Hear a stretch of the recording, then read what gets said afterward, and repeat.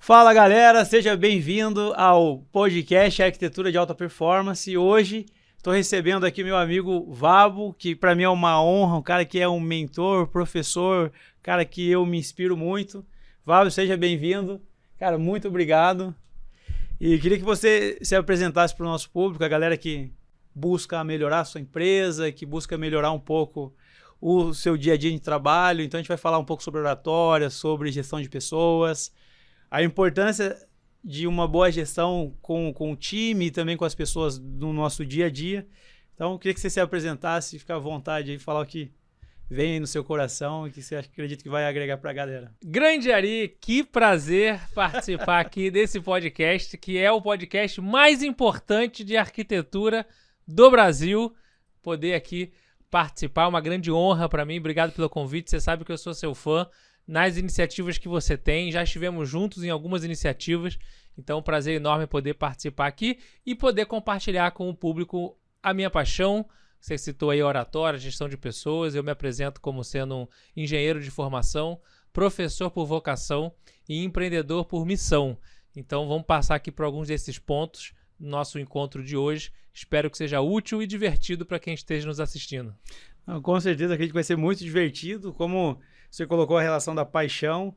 Para mim, o meu propósito é fazer a diferença na vida das pessoas e acho que uma coisa que a gente se conecta muito, que você é uma pessoa muito do bem. Então, eu queria já, para a gente começar, a fazer uma pergunta para você, Vabo. Como que você começou a sua trajetória no empreendedorismo e como que essa paixão por oratória foi entrando na sua vida e se ela te ajudou muito na sua vida profissional dentro do corporativo? Estamos bem conectados em relação ao propósito. Também acredito que minha missão nessa vida é, de alguma forma, dar minha contribuição para que as pessoas que interagem comigo possam encontrar a sua melhor versão. Hoje, nesse papel como professor, como líder, gestor e empreendedor, então, seja para um aluno, seja para um mentorado, seja para um cliente, seja para uma pessoa do meu time, um liderado meu, seja para um amigo, um familiar, sem dúvida alguma. E agora, inclusive, estou vivendo o meu maior desafio de liderança. Minha filha nasceu, tem 6 meses, então, sem dúvida, ela é a minha maior professora. Então, tenho aprendido muito também nesses últimos meses no contato com ela. E desde cedo, então, eu tive a oportunidade de participar de alguns desses elementos ligados ao empreendedorismo. Nossa primeira startup foi fundada na incubadora da PUC do Rio, junto com meu sócio. Nós criamos uma startup de tecnologia para e-commerce e desde cedo eu percebi que, até antes disso, eu já peguei esse recorte ali, mas antes disso participei da empresa júnior da faculdade, fui representante de turma, presidente do Grêmio na escola ainda. Então, desde cedo, tanto o elemento da liderança, gestão de pessoas, quanto o elemento da oratória, ter que se comunicar, ter que falar em público, ter que transmitir uma mensagem para uma plateia pequena, média, grande, isso sempre esteve presente de uma forma ou outra na minha vida. Foi quando eu percebi que seria interessante que eu pudesse estudar sobre isso, estudar sobre como empreender, como liderar e como falar em público, me comunicar bem. E eu fui buscando, então, os conhecimentos disponíveis, seja através de livros, seja através de curso e principalmente a prática, errando muito, recebendo feedbacks, batendo muito a cabeça e entendendo que eu tinha uma longa jornada pela frente. E hoje, algumas horas de voo depois, alguns quilômetros percorridos depois, algumas montanhas depois escaladas, hoje eu tenho essa oportunidade de entender que o meu lugar de potência é a sala de aula, é o ambiente de aprendizagem. Hoje aqui nós estamos no podcast, é uma sala de aula, ou seja, a sala de aula não é só aquelas 4 paredes tradicionais de uma faculdade, de uma escola. Também, mas também uma live no Instagram, um podcast como esse, reuniões de conselho, encontros de mentoria, todas essas oportunidades em que uma pessoa esteja disposta a aprender, eu entendo que eu posso de alguma maneira me envolver e tentar dar minha contribuição nesse ambiente. Eu até, pegando um gancho que você está colocando, acho que o aprender a partir do momento que você está disponível, você está a fim de aprender, não tem ambiente ou local, né? Acho que até dentro do curso que você deu de oratória, você colocou que quem aprende são os alunos, você não tem eu não tenho o poder de ensinar. Foi alguma coisa assim, tipo, eu passo o conhecimento, mas quem aprende mesmo é a pessoa que está ali sentada, disposta e anotando, né? Exatamente. Eu, como professor, eu comento com meus alunos, desde o começo, primeiro dia de aula, primeiro momento de encontro com esses alunos, eu digo que eu tenho uma crença muito forte como professor, que eu não sou capaz de ensinar nada a ninguém. Quando a gente olha o nosso sistema educacional, todos nós fomos para a escola, depois alguns fomos para a faculdade, chegamos lá e a gente fica na expectativa de que o professor vá nos iluminar, que vá trazer o conteúdo. Muitas vezes eu nem estou sabendo direito que conteúdo é esse que vai ter aqui na aula de geografia, biologia, matemática, mas eu estou indo para a escola porque eu tenho que ir. Então eu não acredito muito nesse modelo passivo, em que o professor está ali para transmitir unilateralmente o conteúdo.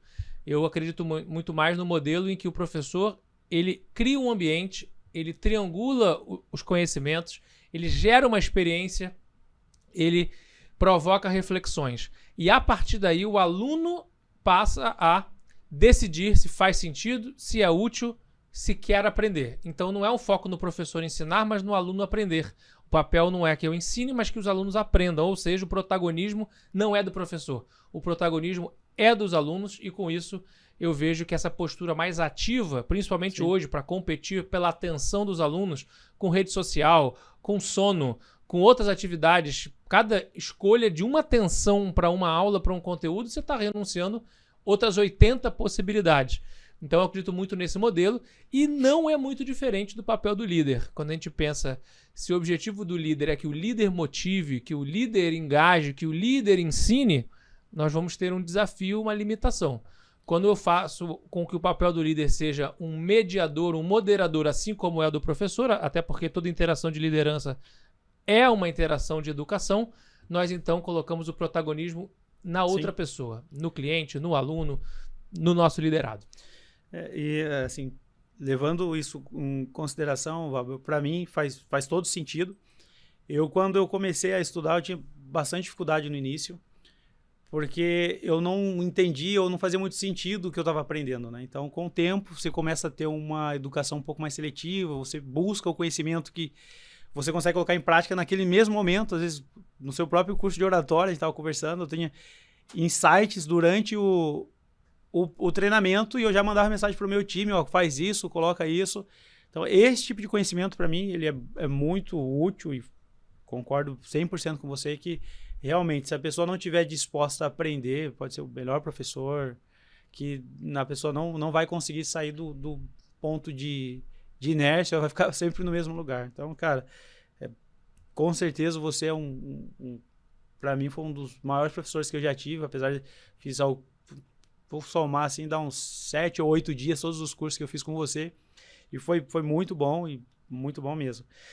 Quando a gente está colocando essa questão da sua trajetória de quando você começou na PUC, lá na sua startup, você tem mais ou menos a data e que ano que foi, só para a gente ter uma noção, porque às vezes a pessoa está começando a empresa e ela fala, cara, quanto tempo que eu vou ter que estudar, qual é uma escada que eu preciso, ou uma trajetória que eu tenho que percorrer para ser um cara próximo ao Vabo, qual é essa trajetória, né? Então, da sua primeira empresa, aquele primeiro CNPJ que você abriu, até uma fase, depois você puder trazer essa mudança que você veio ali como fundador da startup, depois você entrar numa empresa que também era uma startup que teve um crescimento muito, muito exponencial. Então, se você puder passar com as datas, né, para a gente fazer como se fosse uma linha do tempo.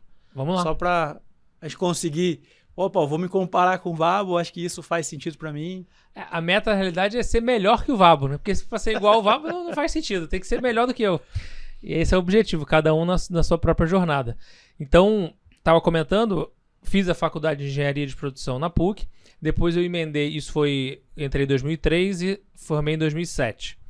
E aí, durante essa trajetória, fiquei 2 anos na empresa Júnior, que é uma oportunidade bacana também de você vivenciar durante a faculdade. Então, para quem está nos ouvindo e nos assistindo aqui, que esteja ainda em período de faculdade, participar de iniciativas como essas, para mim fez toda a diferença na faculdade.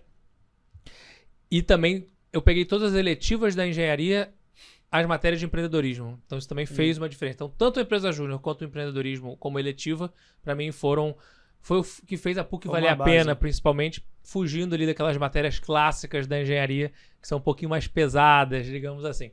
E aí depois, 2 anos iniciais, nos 2 anos seguintes ainda na faculdade, eu trabalhei com meus pais são empreendedores da área de viagens corporativas, tecnologia para viagens corporativas, então trabalhei 2 anos com eles. Quando eu terminei a faculdade, eu tinha o interesse de fazer o mestrado, porque eu já tinha plantado na minha cabeça, eu percebi anos depois, como o Steve Jobs fala do connect the dots, né, ligar os pontos.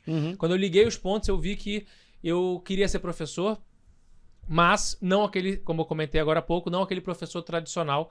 Então, para que eu pudesse ser um professor, eu precisaria fazer um mestrado, porque era meu sonho ser professor de universidade, e ao mesmo tempo também ter a prática, porque eu não queria ser aquele professor acadêmico que faz mestrado, doutorado, pós-doutorado e nunca fez aquilo que ensina. Eu queria fazer para então depois poder, em sala de aula, conectar a arquibancada com a arena. É até isso que eu ia te perguntar, que você usa bastante esse termo de arquibancada e arena, para depois, quando você entrar nos processos da empresa em si, para ver qual é a diferença, né? Porque assim, eu já sou formado em arquitetura, fiz uma especialização na FGV, de diversos professores muito bons, só que ele é muito bom na arquibancada, mas falta a arena, né? Então, e aí quando tem cara que é muito bom de arena, mas quando você coloca ele numa posição, numa cadeira de professor ou de líder, ele não tem esse conhecimento para transmitir o conhecimento que ele adquiriu. Então, se depois conseguir fazer Vamos falar agora já, bem, então. Para mim, existe, então, a arena, o campo de jogo, é onde a batalha acontece, a prática, o dia a dia, a execução. Só dá para ganhar o jogo se você estiver no campo de jogo, na arena. Mas se você só tá na arena, você perde a oportunidade de, ao sair para a arquibancada, e a arquibancada seria essa metáfora do treino, do estudo, da preparação, você perde a oportunidade de voltar mais forte, mais qualificado, mais preparado para a arena, para então ganhar o jogo. Então existem muitos professores, e nada contra os professores que são apenas pesquisadores, eles estão lá, a arquibancada deles, só na arquibancada. E acabam não tendo muita conexão com a vida real. Em compensação, tem pessoas que só ficam na arena e nunca vão para a arquibancada. Então, na minha visão, essa junção entre esses dois elementos, eu considero que é crucial para esse profissional. Se a gente vai atuar na arena, no campo de jogo, na execução, na prática, no dia a dia, lidando com o time, lidando com os problemas, resolvendo os problemas, lidando com os clientes. Mas, quando eu volto para a arquibancada, é uma oportunidade que eu tenho de tentar ter uma preparação. E aí, na minha visão, hoje eu transformei a arquibancada na minha arena. Porque hoje eu atuo mais com esse professor, com esse objetivo de tentar fazer com que a sala de aula seja uma simulação da vida real. Então, os alunos, quando estão comigo, eu estou tentando trazer o máximo possível da arena para a arquibancada, da vida real para a sala de aula. E assim fica uma preparação, um treinamento muito mais próximo da realidade, o que faz com que os alunos engajem mais.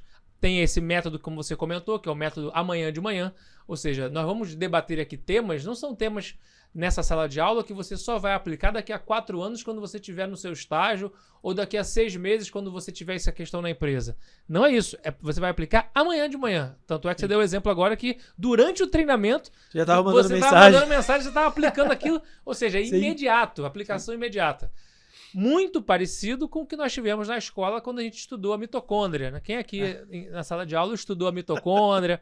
Eu não sei você, mas semana passada foi mais uma semana que eu não usei a fórmula de Bhaskara. Eu também não. Você não usou também? Não usei. E olha que delta da raiz quadrada, eu não sei mais como é. Foi bem, vamos colocar que era quase que com um chicote para poder aprender, né? Pois é, olha só, o tipo de... Nada contra, estou pegando um exemplo aqui da mitocôndria, não acho que existam conhecimentos que sejam inúteis, mas existem conhecimentos que são muito pouco práticos na nossa vida profissional. Se a gente pudesse pegar tudo isso e reduzir na metade a profundidade técnica, de matemática, física e biologia, pode manter, mas reduz na metade a profundidade técnica. E a outra metade você traz conhecimentos como falar em público, saber trabalhar em equipe, saber conhecer suas emoções, saber lidar com o seu dinheiro, saber cozinhar. Ou seja, o que faz nutrição, o que não faz nutrição, o que é um bom alimento, o que não é um bom alimento. E daí, gerir seu próprio tempo. Qualquer profissional de qualquer especialidade vai precisar. Seja arquiteto, seja médico, seja engenheiro, seja professor, seja executivo, seja empreendedor, seja funcionário público, todos nós nos beneficiaríamos se nós tivéssemos esse tipo de aprendizado. Então, com isso, com esse objetivo que eu tinha de ser professor e tentar ter esse estilo de dar aula de forma diferente, fui fazer o mestrado na UFRJ, fiz lá com extensão na França, e aí então eu emendei a faculdade, fiz 2008, 2009, 2010 concluí o mestrado. E aí durante esse ano de 2010 eu voltei da França, defendi a dissertação de mestrado, e aí era a hora então de definir o que eu ia querer fazer da minha vida. Isso foi em 2010. 2010. Boa parte dos alunos, quando terminam a faculdade ou terminam o mestrado e aí vão ingressar no mercado de trabalho, passam por esse desafio que eu passei nessa época, que era definir, tá bom, agora eu vou fazer o quê? Eu vou emendar o doutorado, porque eu tinha terminado o mestrado, vou voltar a trabalhar com meus pais, vou trabalhar numa pequena, numa média, numa grande empresa, vou fazer um trainee, vou ser estagiário, vou ser analista, vou fazer concurso público, vou empreender. Olha a quantidade de possibilidades. Tem um leque muito grande. E o nível de confiança quase sempre é baixo nesse período, né? Porque exatamente. Você tem quase que uma obesidade de conhecimento, mas a hora de aplicar isso é bem difícil.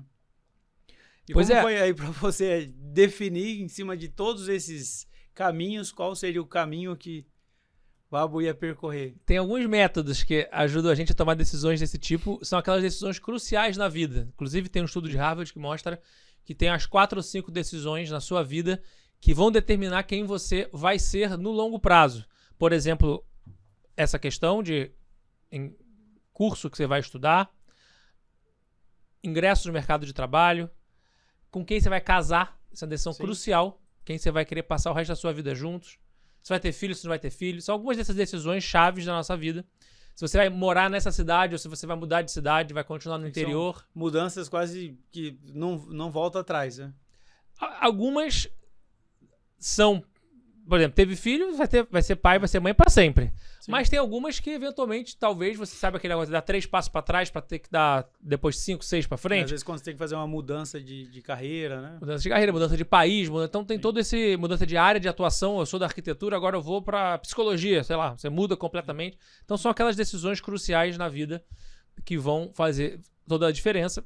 Então tem alguns métodos para isso. Tem um método clássico que é você lista tudo, prós e contras de cada cenário, verifica o que é importante para você em cada característica, dá um ponto, dá um peso, soma na tabela, o pessoal mais da matemática e da engenharia vai gostar, no final tem um número e te ajuda nessa decisão.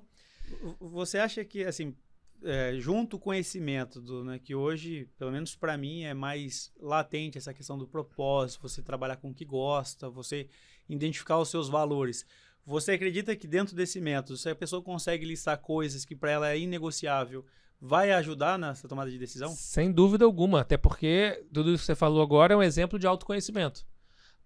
Esse é outro tipo de conteúdo, matéria da escola que nós não temos, ou pouquíssimos de nós tivemos a oportunidade de estudar sobre nós mesmos. Como eu funciono, como meu cérebro funciona, como funcionam minhas emoções, quais são os meus princípios e valores, o que faz sentido para mim, quais são os pontos fortes, pontos fracos, tudo isso são perguntas que nós deveríamos, todos nós, independente da profissão, todos nós seres humanos, deveríamos estar nos questionando, refletindo, independente do momento de vida, se eu estou mais experiente, menos experiente, no início da minha carreira, no meio da minha carreira. É um processo contínuo, eterno. Nunca vou acordar um dia e vou falar assim, olha, acordei hoje e zerei a vida. Me autoconheci. Não vai acontecer. Não é mágica, né? Então é um questionamento constante e nos ajuda a tomar decisões. Saber nossos princípios e valores é uma excelente bússola, é uma excelente constituição pessoal. O que faz sentido para mim e o que não faz sentido. A gente, muitas das vezes, vai fazendo isso de forma inconsciente. Eu vou tomando decisões sem ter a consciência de que eu me afastei de algo ou me aproximei de outra coisa por conta desse valor, desse princípio. Ou às vezes eu vou tomar uma decisão que vai contra os meus princípios, vai dar 2, 3 meses, 2, 3 anos e aquilo vai acabar sendo prejudicial. A ficar infeliz, né? O cara já começa...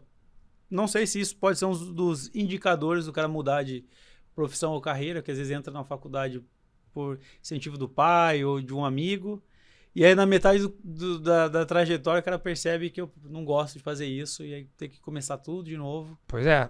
Não foi uma nem 2 vezes, não foram poucas vezes que eu participei de graduação, de colação de grau, formatura dos alunos da faculdade. Então não foram poucas vezes que eu participei e não foram poucas vezes que eu vi essa cena triste, que é o quê? O aluno, a aluna, com canudo na mão, aquela roupa de formando, aquela beca, aquele chapéuzinho. Quase todas as pessoas, né? Entrega o canudo pro pai e pra mãe e fala, toma aqui o canudo pra vocês. Agora eu vou ser feliz. Agora eu vou seguir minha vida pra tentar fazer o que eu tô afim. Não foram poucas vezes que eu vi essa cena acontecer, porque muitas vezes os pais projetam nos filhos aquele sonho daquele curso, daquele tipo de jornada, e a gente sabe que você tem 15, 16 anos, você é obrigado a escolher o curso que você vai fazer na sua graduação. E aí você vai fazer um curso lá de 4, 5 anos, e nós vamos ter uma vida útil de 70, 80, 90 anos. Você acha que vai ser 4 anos só que vai resolver a sua vida dos próximos 60 anos? Não vai. Vai dar o saneamento básico ali, né? Ainda se você gostar daquilo. Pois é, aquilo é um primeiro passo, você tem que estar continuamente aprendendo, estudando pelo resto da vida. Essa é a mensagem difícil. Desculpa dar essa notícia aqui pro pessoal que está assistindo a gente, mas essa é a verdade. Não dá para parar de estudar nem de aprender durante a vida toda. Hoje eu posso dizer que eu sou um apaixonado por evoluir, porque assim, eu tô todo dia lendo, estudando, e eu percebo que cada dia que eu leio uma página num livro, eu sou um cara melhor. Mas assim, voltando aí na trajetória, né, que saiu um pouco do... E aí eu comecei a fazer por eliminação o que eu não queria. Então eu não queria fazer doutorado. Eu achava que eu não queria fazer concurso público, mas eu fiz o concurso público. Todos meus amigos estão fazendo. Vou fazer vou fazer também. Passei. Entrei no concurso público. Vou revelar isso aí, poucas pessoas sabem. E aí, o que aconteceu foi que eu entendi que não era pra mim, e aí pedi exoneração do concurso público. E isso vai contra, né, que assim, o nosso corpo ele busca o conforto, né? Você passou no concurso, você já tá ali dentro, não quero fazer isso. E nada contra também quem vai pro caminho de concurso público. Eu tenho contra no sentido de achar que não é a melhor aplicação do seu tempo, né, para as pessoas que vão pro concurso público e ficam lá matando tempo. Agora, a galera que vai pro concurso público, que aquilo é a vocação, que aquilo é o propósito, quer fazer diferença, carrega o piano, aí, pô, ótimo. São os intraempreendedores da gestão pública. Agora, a galera que vai só pela comodidade, aí realmente eu acho que está aplicando o tempo não da melhor forma possível. Tá aproveitando a vida, né? Mas no final acaba vindo uma certa frustração. Sim. Tem que tomar cuidado muito com essa questão da comodidade. As decisões tem decisões certas e decisões fáceis. Se você vai pelo caminho do que é fácil, porque seu avô falou para você, sua avó falou para você e você não se questionou, você tá um pouco em piloto automático. Né? Pois é, então isso é muito perigoso. E aí, voltando, então, resumindo, acabei indo trabalhar numa empresa de médio porte, pequeno médio porte, de um amigo do meu pai, porque eu também tinha decidido que eu não voltaria a trabalhar com meus pais, porque eu queria seguir o meu próprio caminho, sair um pouco debaixo da asa deles. E eles eram jovens na época e continuam jovens hoje, porque o jovem não é questão de idade, né? Jovem é a pessoa que está afim de continuar aprendendo. Eu conheço pessoas idosas que continuam jovens. E tenho alunos meus de 18 anos que são velhos já, porque já não acham que tem todas as respostas. Já sabe tudo, né? Pois é. E aí, no final, acabei trabalhando por volta de 1 ano nessa empresa, e aí eu comecei a sentir aquilo que o Steve Blank chama de, que é um professor de Stanford, de Columbia, ele chama de o chamado empreendedor. Eu chamo de coceira mesmo. Senti o chamado, senti a coceira, e aí voltei a me conectar com alguns professores, alguns colegas, comecei a falar, isso é uma dica importante para quem quer empreender, é falar com o maior número possível de pessoas a sua intenção de buscar uma oportunidade. No meu caso, eu estava querendo encontrar um negócio, uma ideia, um problema, principalmente, e um sócio. E aí, dentro de todas essas buscas, acabei me conectando com um professor meu da PUC, que era também consultor da incubadora de empresas, que ele marcou um almoço comigo. E aí, nesse almoço, sem combinar comigo, ele levou um dos empreendedores que estavam incubados no Instituto Gênesis, que é a incubadora da PUC do Rio. E aí foi um encontro de dois mundos, porque nessa época eu trabalhava de terno e gravata, e esse empreendedor, que era o Salvini, trabalhava de bermuda e chinelo. Então você vê dois mundos. Choque, né? Dois mundos. É o mundo da tecnologia, da bermuda e do chinelo, com o mundo dos negócios lá de terno e gravata. Acabou de voltar de mestrado, né? Então você falou, não, vou todo certinho. Exatamente. E aí foi muito interessante, porque a gente teve uma conexão muito boa, e aí foi quando surgiu a oportunidade. Ele tinha criado uma empresa de tecnologia, tinha poucos meses, não tinha ainda nenhum produto, estava na fase de protótipo, MVP, tinha só estagiários de tecnologia e começou a identificar uma demanda de mercado, porém não tinha o lado de negócio, o lado de comercial, venda, gestão. E aí eu perguntei para ele, você quer um vendedor ou você quer um sócio? Aí ele deu uma gaguejada e falou, um sócio. Então tá bom, então eu topo. Foi junto. Vambora. E aí fizemos então essa jornada, ele começando do zero, eu comecei do 0,1 junto com ele, junto com os nossos primeiros membros do time. E então acabamos desenvolvendo a CIV. Isso foi em 2010 ainda? Isso foi final de 2010 e início de 2011. Foi quando então eu abri mão de um salário, que é uma coisa que impede muitas vezes... E é bem difícil essa decisão também. Os empreendedores de abrir mão de um salário e arriscar. Na época eu estava com 25 anos, então falei, olha, a hora é agora. Não tenho filho, não sou casado, não tenho patrimônio. Se eu tiver que perder, não vou perder nada. Eu vou dedicar aqui tempo máximo de tempo. E, principalmente, não tem como dar errado. Porque mesmo que a empresa não dê aquilo que a gente espere, a quantidade de aprendizados, networking, conhecer o mercado tem muito enorme. para absorver, né? Muito.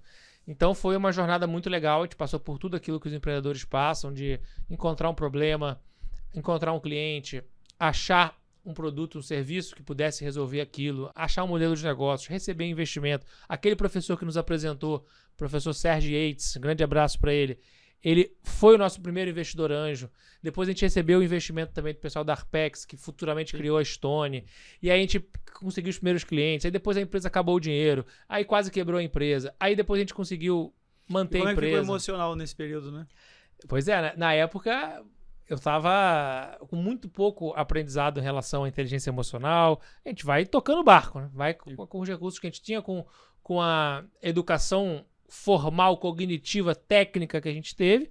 A gente foi tocando o barco, enfrentando e estudando. A gente entrou também para a Endeavor, que é uma rede de apoio, a maior rede de apoio aos empreendedores hoje do mundo. E o principal, foi aí que eu aprendi muito o valor da mentoria.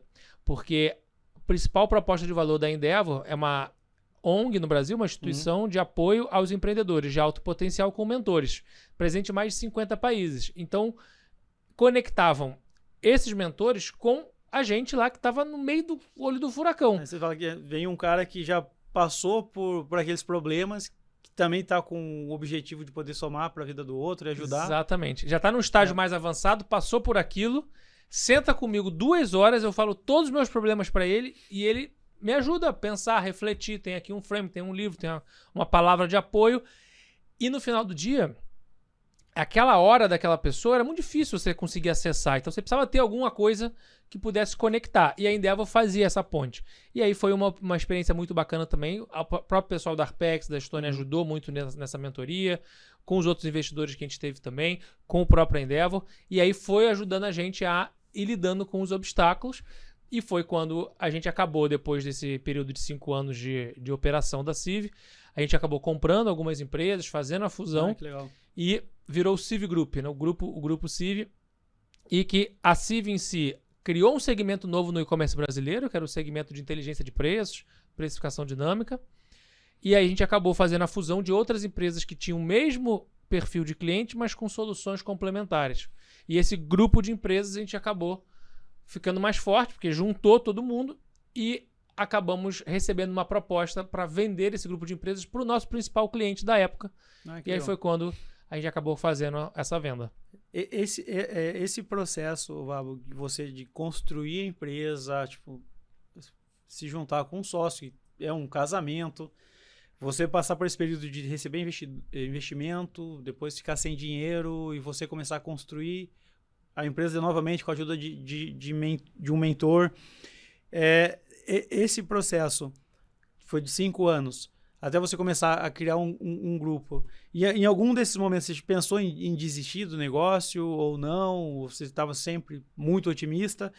E qual foi a quantidade de colaboradores? Assim, iniciamos em 1, 2, e quando a gente vendeu, a gente estava com X colaboradores. Legal. Então, começando pela pergunta final, a gente começou, o Salvini começou, aí logo no início tinha ali umas 4, 5 pessoas que eram os estagiários da faculdade, depois eu entrei. Então eu tinha lá por volta de 5 estagiários, o Salvini e eu, nesse começo do meu primeiro momento. E o professor, que era o investidor antes, não era funcionário, mas estava junto, ajudando com mentoria também. E aí, ao final quando era apenas a CIV, a gente saiu desse 1 em 2 anos. Ao final de 2011, a gente estava com mais ou menos umas 60 pessoas. Caramba. E aí chegou a 100 pessoas. Quando a gente faz a fusão das outras empresas, quando a gente vendeu, chegou a quase 300 pessoas. Então a gente saiu lá mais ou menos de 1 funcionário em 5 anos para 300 pessoas nesse grupo. E pensar em desistir diversas vezes. Mas, em especial, eu lembro algumas que eu ia tomar banho, aquele momento do banho que você bota aquela água quente, e aí só me vinha na cabeça a folha de pagamentos. A responsabilidade... Já começa o mês devendo. A responsabilidade, a gente nunca atrasou nenhum pagamento para funcionário, nem para fornecedor, mas a responsabilidade que a gente tinha de conseguir fazer a conta fechar, porque o sonho é muito bonito, o sonho era muito grande, a gente tinha muita garra, muita determinação, mas se no final do mês não tiver como pagar o salário da galera, se não tiver como pagar o aluguel, a luz, não adianta ter um sonho maravilhoso. A gente vai precisar correr atrás disso. Então o dinheiro acabou... Só o sonho não realiza, né? Tem que ter muito trabalho, né? Pois é, na escala de capital, o Salvini colocou do bolso dele, aí acabou o dinheiro, aí ele pediu emprestado pra mãe. A mãe dele emprestou, aí acabou o dinheiro. Aí o professor entrou e investiu, acabou o dinheiro. Aí quando eu entrei, além de abrir mão do meu salário, eu ainda entrei com o dinheiro colocando, então pagando pra trabalhar, ou seja... Sim. Então, e aí acabou o dinheiro de novo. Aí a gente recebeu o aporte dos investidores, e eu lembro até que foi no fio do bigode, porque eu falei, olha, não vai dar tempo de passar toda a documentação, só um caso aqui, não dá tempo de assinar tudo, contrato, advogado e tal, e daqui a 2 dias não tem dinheiro para pagar a folha. Aí o André, que era o nosso investidor, falou, não tem problema, eu deposito na sua conta da minha pessoa física, e apertamos a mão, fio do bigode, sem contrato nenhum, e aí com esse dinheiro dele, que sem ter assinado nenhum contrato, a gente pagou a folha de pagamento. E aí no mês seguinte assinou tudo e aí formalizou. Consegue até respirar, né? Pois é, então é importante também de você criar conexões, criar relação de confiança, porque na hora que realmente a coisa aperta, a gente sabe com quem a gente pode contar. E aí foi uma trajetória bastante interessante, depois a gente se juntou com outros empreendedores que também estavam sonhando o sonho, a gente entendeu que 1 mais 1 tinha potencial de virar 200. Muitas vezes a gente tem sócios, realmente é um casamento. Eu falei, olha, Salvini, eu casei com você na vida profissional. Nós somos casados na vida profissional. E para mim foi um casamento espetacular, porque a gente tinha uma complementariedade muito grande. Ele, muito da área de tecnologia, eu da área de negócios. Ele, muito uma pessoa voltada para gente, e eu voltado para números. Ele mais introvertido, eu mais extrovertido. Então tinha uma complementariedade muito grande. E com o tempo isso foi se invertendo. Ele passou a olhar mais para dados, eu passei a mais tocar bem o time, a gente foi um ajudando o outro, se inspirando no outro. Você acha que ele também tem uma boa influência, assim, para que você hoje seja um cara que fala com bastante autoridade sobre gestão de pessoas e liderança? Sem dúvida alguma. Devo muito a ele, porque o olhar dele sempre foi um olhar carinhoso, sempre foi um olhar para a construção do time, uma construção positiva da equipe. Sabia que o propósito, o sonho era algo muito mais importante do que as coisas de curto prazo. Então, aprendi muito com ele. A gente juntos fez as mentorias. Depois a gente foi estudar em Harvard. Ele fez um curso, eu fiz outro curso. Então, a gente foi também buscando essa capacitação. A gente lia livros juntos, a gente trocava ideia, a gente almoçava sempre juntos. E para mim, um grande indicador para mim que ele seria uma pessoa que serve para o casamento profissional quanto para o casamento pessoal é que eu falava, eu casei com a minha esposa na vida pessoal e casei com ele na vida profissional. Então, qual é o indicador importante? O primeiro contato que eu tive com ele foram aqueles contatos lá no almoço, depois a gente encontrou mais algumas reuniões, até que um dia a gente marcou Antes de eu entrar na empresa, eu falei, vamos fazer o seguinte, vamos pegar um avião, a gente morava no Rio, vamos para São Paulo visitar um cliente. Vamos pegar o primeiro voo e vamos voltar no último voo. E a gente vai junto, vamos junto no táxi, aí vamos para o aeroporto, passa o dia visitando o cliente, volta junto no táxi, no voo, no táxi e tudo mais. Qual foi um indicador importante para mim? Eu não sabia nada da empresa, não sabia nada do mercado, sabia nada, e obviamente a gente foi alinhando, foi conversando. Mas o principal indicador desse dia, eu nunca me esqueci, foi o dia 28 de dezembro de 2010. Foi que a gente não parou de conversar um segundo. Isso é muito bom, né? No momento que eu entrei no táxi, no momento que a gente estava no voo, mas sobre tudo, sobre valores, princípios, vida pessoal, vida profissional, faculdade, livro, empreendedorismo, tipo de empresa, o que a gente via no Google, o que a gente via na Amazon, que tipo de empresa a gente queria criar, como é que ia ser a reunião lá na Magazine Luiza. Tive a reunião na Magazine Luiza ele era o Fatala, inclusive mandar um abraço aqui pro Fatala também. Ele hoje é o CTO da Magazine Luiza e na época ele era analista Caramba. Tinha acabado de entrar, ele era tipo, recém-formado. Isso Foi a gente essa... tá falando de 2010, 28 de dezembro de É. 2010. Hoje, em 2023, ele é o CTO, 3 anos depois do CTO da Magazine Luiza. E foi a primeira reunião que eu tive no meu primeiro processo empreendedor, foi com ele. Tá, e você recebendo essa imersão de conhecimento, não só dele como da empresa, mas desse futuro casamento, né? Você fala, cara, Pois é, foi ali que eu percebi faz que todo tinha sentido, diálogo, tinha companheirismo, tinha troca, tinha vontade de conversar. Você vai ser sócio de alguém. quase que um amor à primeira vista, né? Pois é, exatamente. Então foi muito bom, foi uma jornada muito bacana. Durou esses 5 anos. E hoje a gente não é mais sócio diretamente, a gente ainda tem uns negócios que indiretamente a gente investiu, que ainda é sócio indireto. Mas a gente está em conselho junto, a gente ainda mantém, ele foi padrinho do meu casamento. Então a gente tem essa... E você fez toda a mediação, é mediação que chama no casamento? Não? A gente foi o... Isso é bacana contar também, até por conta da oratória. Isso foi uma novidade que eu nunca vi em nenhum casamento, até hoje. Se alguém viu aqui, depois manda pra mim. Manda mensagem. Até hoje eu nunca vi acontecer isso em nenhum casamento. O nosso maestro, mandar um abraço aqui, maestro Douglas, foi o maestro do nosso casamento. Ele falou, ó, há 40 anos faço casamento, mais de 10 mil casamentos, nunca viu isso também. Nós mesmos fomos os celebrantes do nosso casamento. Eu e minha esposa. Não tivemos padre, juiz, celebrante profissional, amigo, ninguém. Nós celebramos. Tirando assim, quando eu vi isso no livro, né? Eu li o seu livro, eu falei, cara, eu nunca vi isso. E olha que, assim, eu sou do cara interior de São Paulo, onde um monte de coisa é criado, adaptado, eu tô sempre toda hora lendo, estudando, e realmente é algo... Inovação. É inédito, né? Pois é, exatamente. Mas, voltando aí dessa questão do seu casamento, então, desses 5 anos no profissional, quando você sai de 300 pessoas e você vende a empresa, né? A gente tá falando de arquitetura de alta performance, o espaço de trabalho, e aí você... Depois que você vendeu a empresa, você ficou, tirou um período de sabático, ou não, vou continuar trabalhando, ou tem essa obrigação de, vendeu a empresa, mas você ali como um dos fundadores tem que fazer o barco continuar no caminho certo? Como é que foi esse processo de transição de venda, né? A gente, ao fazer a fusão das 5 empresas, que viraram uma empresa, a gente estava voltando no processo de planejamento. Nossa intenção era comprar outras empresas, nossa intenção era internacionalizar cada vez mais, já estava iniciando o processo. Nossa intenção era capitalizar essa nova empresa maior para poder seguir crescendo com novas soluções. E aí, quando a gente mostrou esse plano para algumas das pessoas próximas, entenderam o potencial. E aí, rapidamente, foi um processo super rápido, em poucos meses, negociamos e acabou... E esse não foi no fio do bigode, né? Aí tinha esse teve um processo mais longo de advogados, mas também mais rápido que o processo tradicional. E também um cuidado muito grande que os empreendedores cometem esse erro, que é tirar o olho da operação. Porque tem o processo orgânico, que é o dia a dia, é a venda, o cliente, Sim. É a operação, e tem o processo inorgânico, que é receber investimento, que é abrir capital, que é vender empresa, comprar empresa. Esse inorgânico ocupa um tempo gigante. E se a gente tirar o olho às vezes 99% vira 0, ou 99% pode virar o 100% e fazer o deal. Se 99% virar 0, você dedicou um tempo enorme para aquilo, e aí o dia a dia que você volta lá, tá tudo quando ferrado. Você vai ver, você tá preparando para poder vender, aí você já não tem mais, né? Pois é.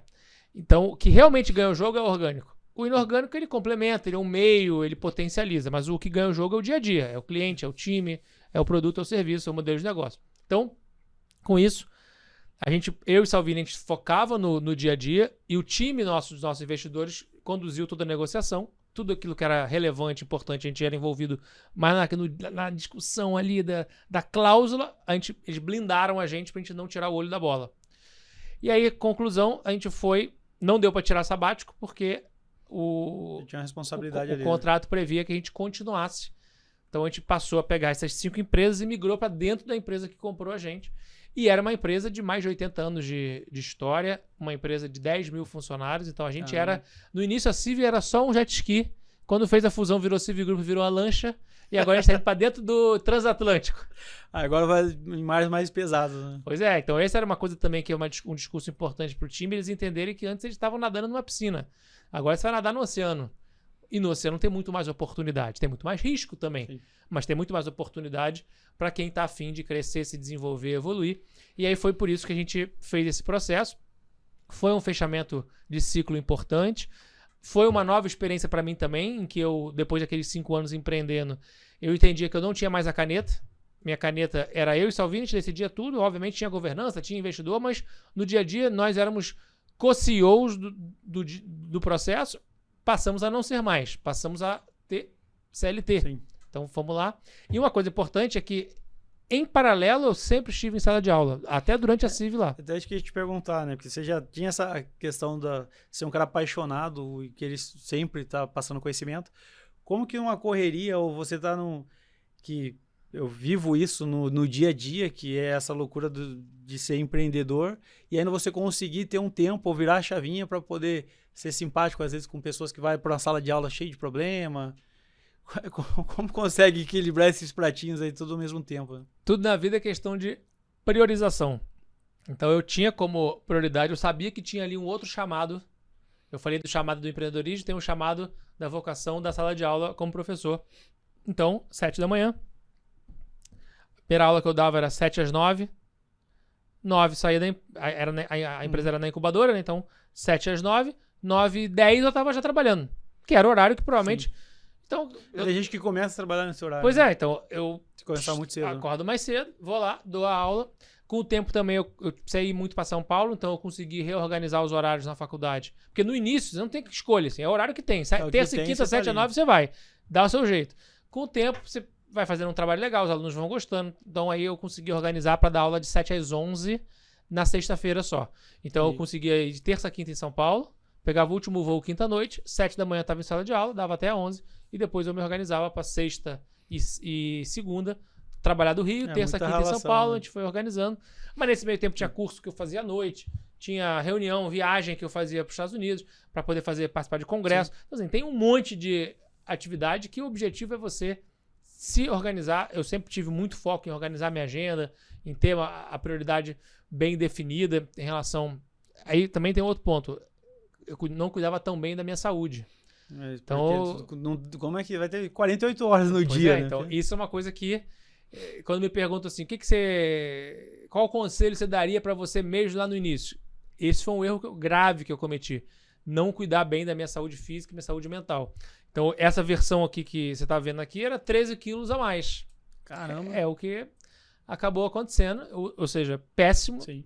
Eu acredito que daria também para se alimentar bem, daria para também colocar atividade física, porque também, de novo, é questão de prioridade. Mas acho que talvez nesse período, assim, eu falo até por mim, assim, você vai começando a ficar com tanta empolgação, um monte de coisa nova, e você vai tendo êxito nas coisas que você vai fazendo e você não tem a percepção que aquilo é importante no momento, né? Às vezes você não sente a necessidade ou você não tá vendo que aquilo ali tá fazendo mal, né? Pois é, porém a vida cobra. Então, sim, a vida chegou. Ou seja, eu ia fazer viagem de férias, tinha que fazer uma caminhada que eu não conseguia fazer a caminhada. Qual seria o próximo alerta que a vida daria? Seria o quê? Um infarto? Provavelmente. Com 30 anos? Então, não vale a pena. Sim. Nenhum CNPJ vale um AVC, vale um infarto. Então, isso também é algo que eu aprendi da minha jornada e hoje eu realmente, dentro da minha prioridade, não abro mão. Hoje, inclusive, já dei uma corridinha na praia de manhã, porque agora eu tô morando em São Paulo, mas quando eu venho ao Rio... no Rio, né? Oportunidade importante de... mas tem que acordar mais cedo. Eu acordo mais cedo para dar aula, então acorda mais cedo ainda para fazer atividade física. Tudo dá para você tentar de alguma maneira, se você priorizar, sim, conciliar. Porque no final do dia, beleza, então eu vou trabalhar 2 horas a menos? Vou. Mas as horas que eu estiver trabalhando, eu vou ter uma produtividade muito maior. Mais efetivo. Mais efetivo. Então, não é questão só de quantidade, mas é questão de qualidade. E aí, então, fui lá para esses 2 anos em que eu tirei meu chapéu de empreendedor startupeiro e botei meu chapéu de executivo de empresa grande. E é muita mudança? Muita mudança. Muita mudança. Eu, muito jovem também, imaturo, então fui com muita sede ao pote. Acredito também que seria interessante tentar ir um pouco mais entendendo o ambiente, entendendo a cultura da empresa. Não tinha muito claro esses conceitos ainda. Ou seja, na realidade, é aquela história. Eu só tenho a experiência que eu tenho hoje também por causa dos erros. Por causa principalmente da bagagem, né? Da bagagem dos erros que eu fui cometendo.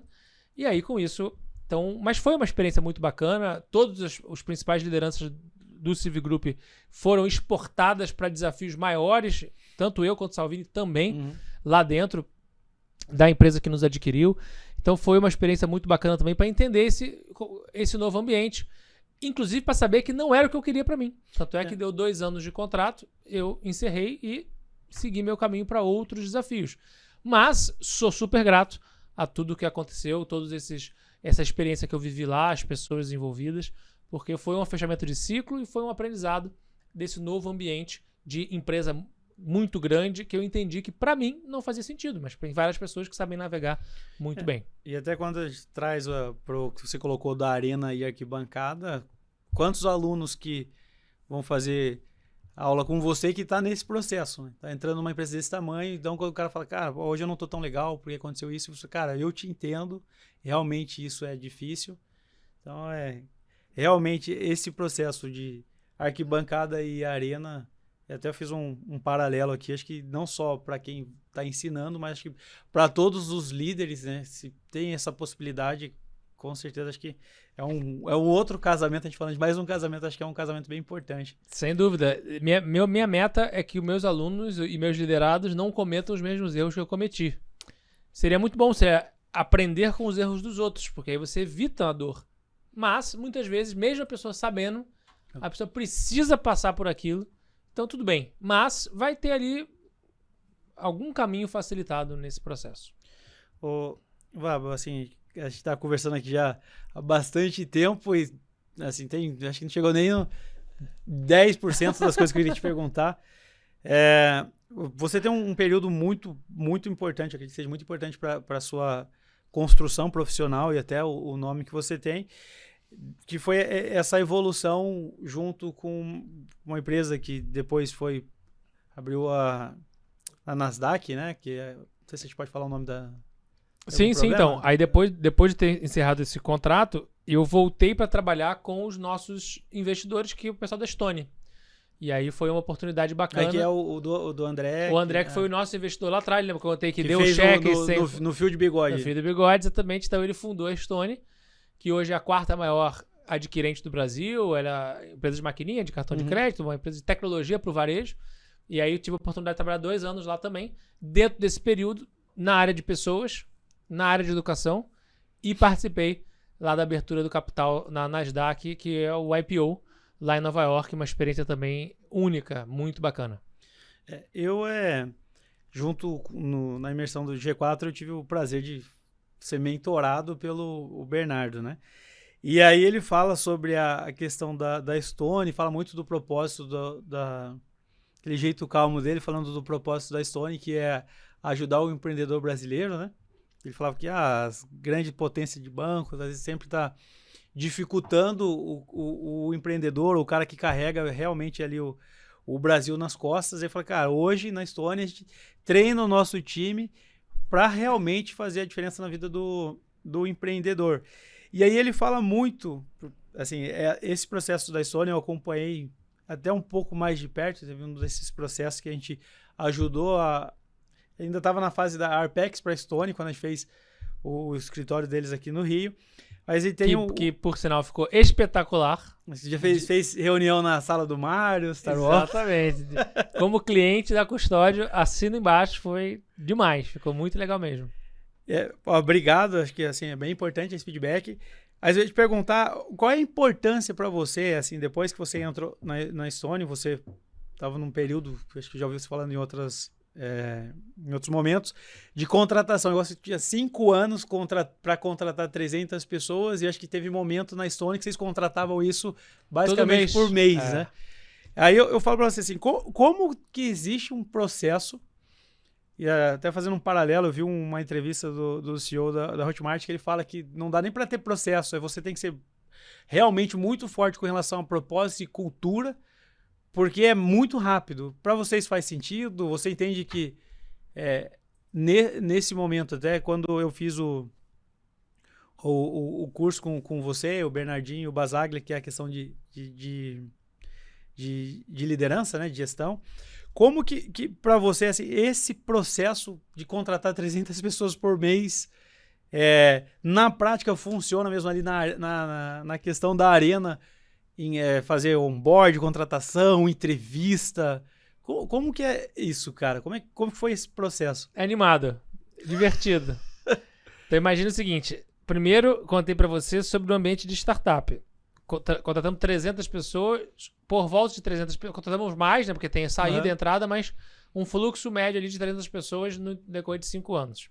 Depois da empresa grande corporação. E aí esse terceiro momento, essa terceira experiência, foi no chamado scale-up, que é o passo seguinte da startup. Só que uma scale-up em hypergrowth, em crescimento hiperexponencial. Muito, muito forte. Então não tem literatura extensiva sobre isso. Tem pouca literatura sobre empreendedorismo, está começando a ter mais agora. Sobre administração de empresas, grandes empresas, corporação, tem extensas literaturas. E sobre hypergrowth tem 3 ou 4 livros. E mesmo assim, muito macro, não entra no detalhe. Então, muito pouca possibilidade de a gente buscar esse conhecimento na literatura. É quase que é um bolo sem receita, né? Pois é, muita mentoria com quem passou por isso nos Estados Unidos, mas é realmente uma loucura. Então, olha só para dar dimensão. 300 pessoas sendo contratadas todo mês, e é contratar, é atrair, é selecionar, é contratar, é admitir, é fazer onboard, é treinar, acompanhar. Então, tem uma cadeia de produção para você contratar 300 pessoas por mês. Abrir um escritório a cada 2 dias. Então, hoje, abre um escritório. Depois de amanhã, abre outro escritório. Depois de amanhã, abre outro escritório. Em variados locais. No interior do Mato Grosso do Sul, no interior de Rondônia, no interior do Rio Grande do Sul, no interior do Rio Grande do Norte, e por aí vai. Sem contar o desafio de logística, né? Porque você não está contratando só Rio e São Paulo, né? Pois é. Comprar empresas. Então, se você pegar hoje 2023, eu não estou mais na Stone, mas pelo que a gente acompanha de dados públicos, a Stone comprou mais de 50 empresas nesse intervalo aí de 5 anos. Então, 10 empresas por mês é quase uma empresa por mês. 10 empresas por ano, quase uma empresa por mês. Todo mês, uma empresa nova. Então, além de você contratar 300 pessoas... Agora não está mais contratando 300 pessoas por mês. Foi uma fase naquela época. Mas continua tendo um fluxo grande de contratações. Em suma, em 15 meses tinha que abrir o capital na Nasdaq. Era a janela que tinha ali. Na época de 2018, tinha eleição. Uma loucura total. Porém, existem muitos aprendizados ali. E esse ponto da cultura é chave. Você não pode abrir mão deste fator, que é o fator de maior diferenciação, maior vantagem competitiva que as empresas têm, que é como você faz o que você faz. Então, se você vai abrir um escritório no interior do Acre, quem você vai mandar lá para abrir o escritório? Se você manda alguém que tem 3 meses de empresa, provavelmente a pessoa não bebeu ainda da fonte para saber como que as coisas funcionam. Não está enraizado ali o dia a dia. Você precisa mandar lá os bandeirantes, né? A galera que vai abrindo mato, sabendo fazer do jeito correto. Não adianta você abrir mão do resultado, abrir mão da cultura pelo resultado de curto prazo. Então você tem que conciliar esse dilema da cultura e do resultado. Então é baseado nisso. E óbvio, bebendo na fonte, aprendendo, tendo uma característica muito importante em empresas de altíssimo crescimento, que é o aprendizado. Você aprende, vai cometer um monte de erro, vai deixar um monte de pratinho cair, mas você vai ter a habilidade de saber quais são os pratinhos que não podem cair. Isso é a prioridade absoluta. Tem 10 pratinhos caindo e é impossível você dar conta dos 10. Mas tem aqueles 3 ali que é a prioridade absoluta, não vou deixar cair. Aquele número 8, número 9, número 10 vai cair, beleza, eu tô sabendo. Vai lá o pessoal para tentar ir contornando, o pessoal um pouco mais júnior, mas aqui é a concentração máxima. Venceu isso? Vai lá, corre atrás daquilo. E aí vai crescendo, vai crescendo, vai crescendo nesse potencial. Esse é um grande desafio, sem dúvida. Não estou mais lá para saber como é que isso se desdobrou, mas o que eu vivi já traz bastante ferramenta e aprendizado e experiência para compartilhar em sala de aula. Quando você fala desses pratinhos que não pode cair, aí fazendo até uma ponte assim com o seu livro, que é falar em público também é para você, porque você está dentro de uma empresa dessa e contratando 300 pessoas por mês. Você entende que um desses pratinhos que a gente tem que sempre manter em pé, além eu estou colocando um aqui que é a gestão das pessoas, né? Você colocou a cultura, a gestão das pessoas. Qual é a importância, você que é um cara que é apaixonado por oratória, né? Qual é a importância nesse momento dessa comunicação e o cara ter uma oratória, vou colocar excepcional, mas que o cara possa trabalhar numa oratória para conseguir acompanhar o crescimento da empresa? Para você isso foi relevante? faz sentido? Muito importante. O empreendedor, o gestor, o líder precisa encontrar uma forma de se comunicar bem com a sua equipe. Aliás, tá difícil de encontrar hoje empresa que não exista reclamação de que está faltando comunicação. Mas não, qualquer empresa, vai lá, e como é que você acha que é a comunicação aqui de 0 a 10, quanto é que é aqui? É nota 10 a comunicação aqui?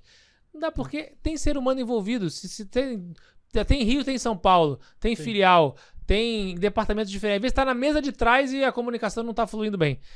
Os problemas de guerra no mundo tem problema de comunicação aí no meio. Então, a forma que a gente encontra de saber se comunicar, a comunicação é um meio principalmente para você se conectar com a pessoa. Toda vez em que você se comunica bem, de forma transparente, direta, clara, interessante, você se conecta com a pessoa com quem você está se comunicando. Se você se conectou com essa pessoa, que é o seu liderado, nesse exemplo que a gente está dando, o próximo passo é você gerar confiança. Então, a comunicação que faz uma conexão que gera confiança. Essa confiança vai fazer com que você tenha credibilidade. E ao ter credibilidade, você está mais próximo da pessoa querer e conseguir entender a mensagem. E ao entender a mensagem, ela vai fazer aquilo que você está sugerindo. Você está dando de exemplo, você está informando, você está persuadindo, você está influenciando. E ao fazer isso, você está mais próximo de atingir os seus objetivos, ter sucesso, ser feliz. Então, ao se comunicação, gera conexão, gera confiança, gera credibilidade, que gera persuasão, influência. A mensagem chega, você bate sua meta, atinge seu objetivo, você tem mais sucesso, você é mais feliz. Se comunicar bem está diretamente ligado a ter sucesso e ser feliz. Isso no ambiente da organização, do ambiente da empresa, no ambiente da família, no ambiente dos negócios, no ambiente do país. Comunicação é o ato de falar e ouvir. 2 pilares fundamentais. Então eu me comunico não apenas só quando eu falo, mas também quando eu escuto. E esse lado de escutar, ele é muito também esquecido e negligenciado. Precisamos sempre lembrar dele, porque é nessa boa gestão do falar e do ouvir que eu me conecto com o meu interlocutor. Assim, quando você está colocando esses pontos e eu participo de construções de empresas, então a gente está sempre fazendo mudança de escritórios, a gente está constantemente construindo ambiente para que as pessoas se sintam melhores dentro desse espaço de escritório. Quando eu busquei o curso de oratória, o meu objetivo era melhorar, com certeza, a forma de me comunicar, mas tirar diversos vícios de linguagem que ainda me acompanham, mas que me atrapalhavam bastante nesse dia a dia, principalmente para falar com o meu time ou falar com o cliente. Mas, assim, fazendo um paralelo com esse seu desafio de fazer essa gestão de contratação de 300 pessoas por mês, a galera que nos assiste, a galera de facility nessas empresas, você entende que para eles também é um bom adicional no currículo, isso vai fazer com que eles consigam ser mais assertivo dentro das empresas, fazendo esse curso de oratória? O que você acredita que pode fazer com que eles entrem lá, vamos buscar aqui o Vabo, ou no blog, ou no próprio Instagram, e entrar lá junto com o time do G4, né, que você tem a parceria para fazer o treinamento de oratória.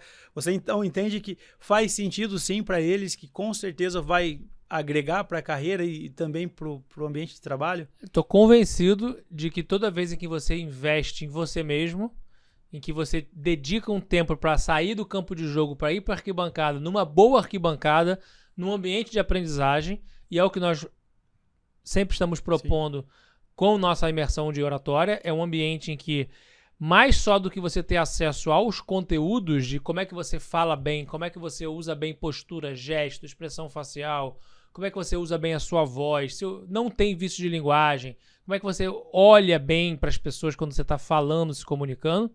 Mais do que isso, a gente vê você falando, a gente dá um feedback personalizado para entender o que você especificamente precisa melhorar no seu ato de se comunicar. E isso, como eu comentei agora, é o que vai gerar com que você consiga fazer a mensagem chegar e atingir seus objetivos. E assim, às vezes eu percebo que as pessoas têm muita dificuldade em buscar o curso por questão de tempo. Porque, não vou deslocar, vou tirar uma semana, um mês. E para mim foi muito bom, porque tem a minha vida corrida e eu fiz o curso de oratória com você a gente fez isso em um dia. E aí você tá falando com relação a dar feedback, o feedback personalizado. No início eu falei, cara, isso não vai acontecer. Como é que vai ter lá 30 pessoas dentro de uma sala, um monte de gente que realmente busca evoluir? Como que um cara sozinho vai dar um curso de oratória, vai passar todas as técnicas que são diversas, tirar vício de linguagem e dar feedback, né? Personalizado. E, cara, realmente isso eu fiquei muito surpreso com o treinamento. Cara, mais uma vez que te dou parabéns pelo curso de oratória, porque até a questão dos... Não sei se pode dar esse spoiler, né? Que é a questão do sininho. Quando carrega um né ou você prolonga um pouco as palavras. Cara, assim, foi excelente o curso. E vocês que estão em casa, cara, com certeza.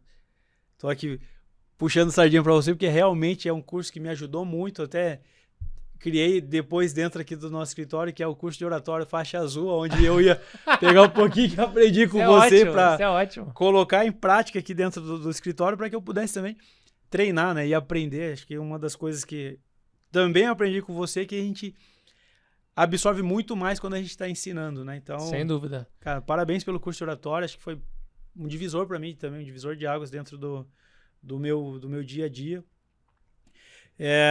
Obrigado.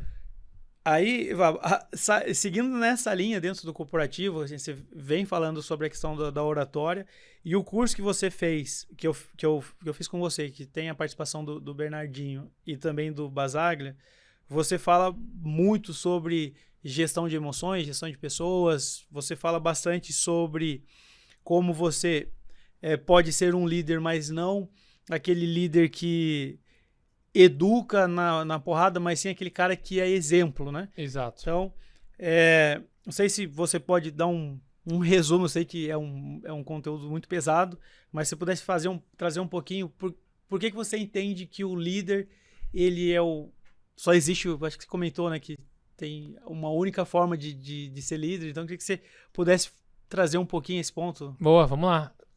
Só existe uma forma de liderar, que é pelo exemplo, e a liderança é sempre situacional. Ou seja, eu sempre tento entender a situação, o contexto, as pessoas envolvidas, para então usar a ferramenta adequada naquele ambiente, naquele contexto.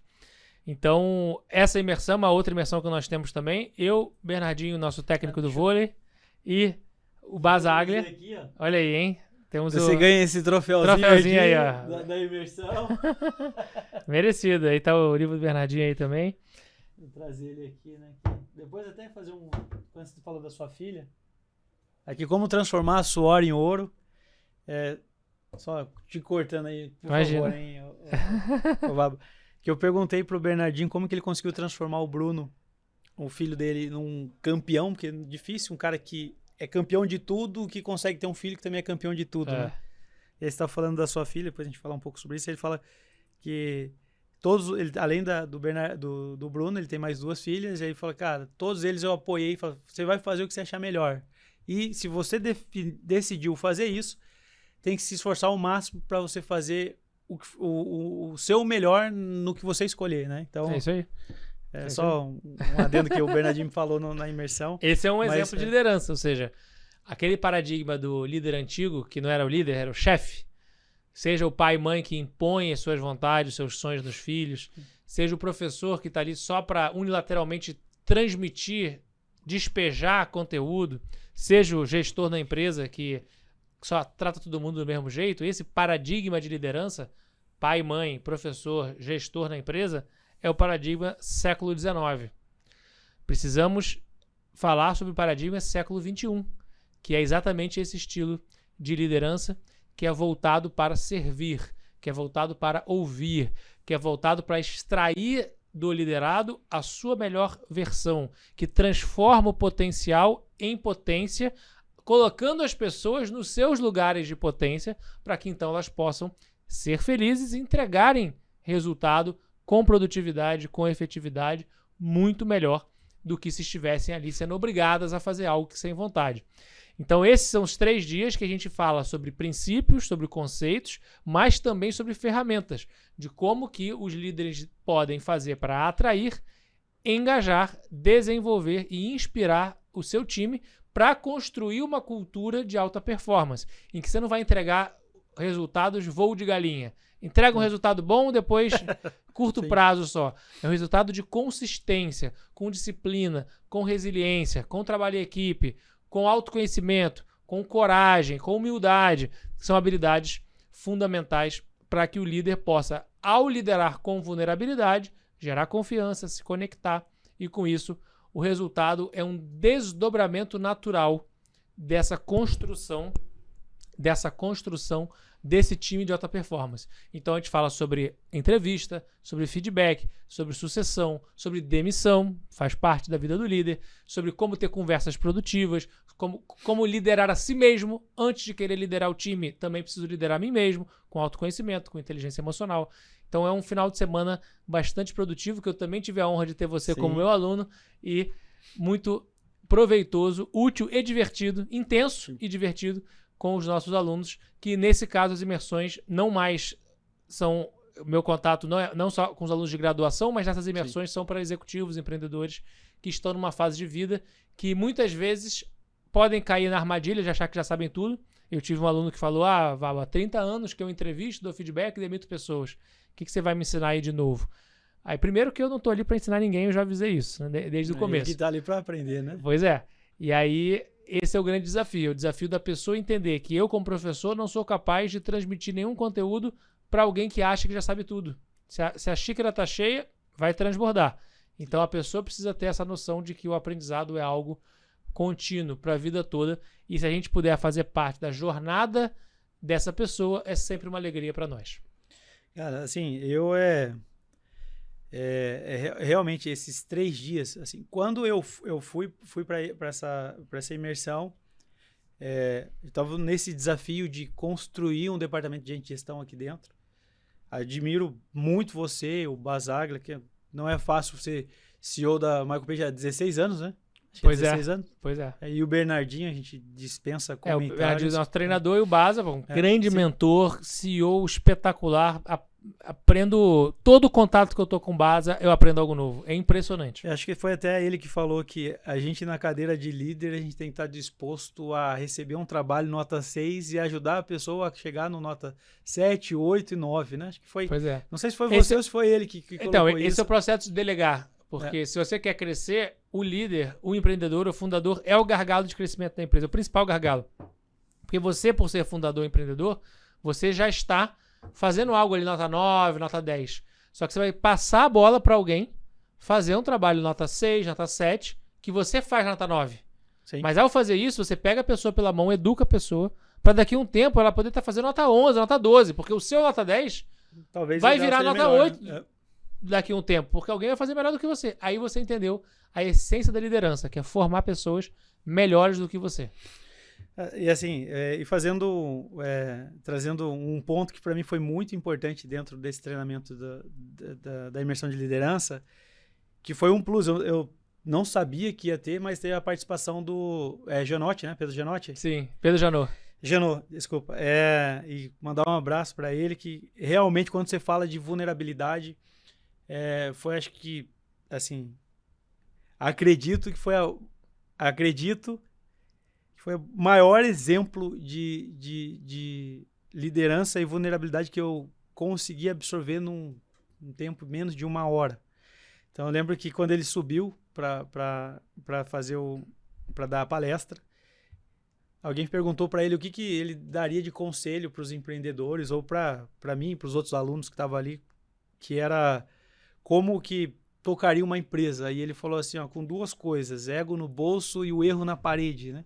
Que a gente não pode tirar a chance de outra pessoa aprender com o nosso erro.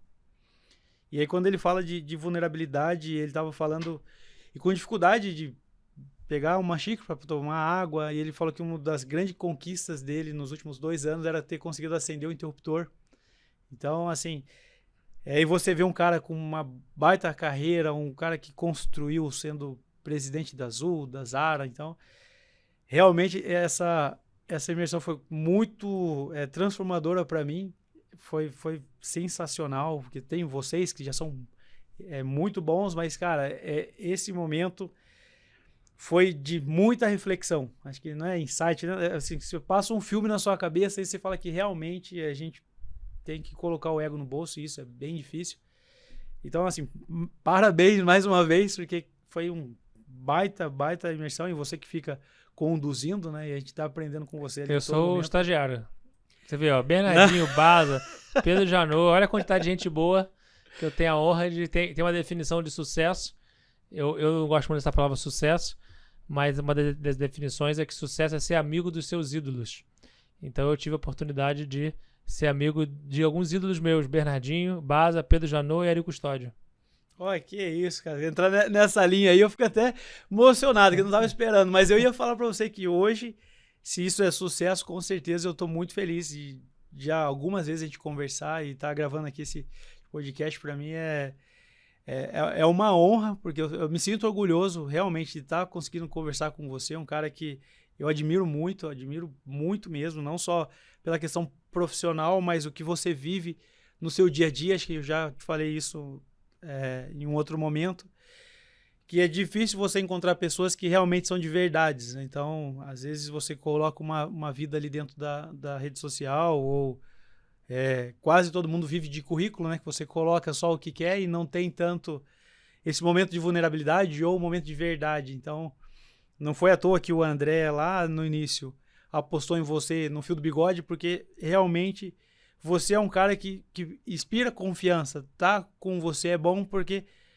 você se sente assim, abraçado, ou se sente feliz, porque é uma pessoa que, quando a gente está conversando aqui, que não tem nenhum, ou pelo menos eu nunca percebi nenhum resquício de algo que vá prejudicar alguém ou que faça algo que vá ferir alguém. Então isso, cara, parabéns.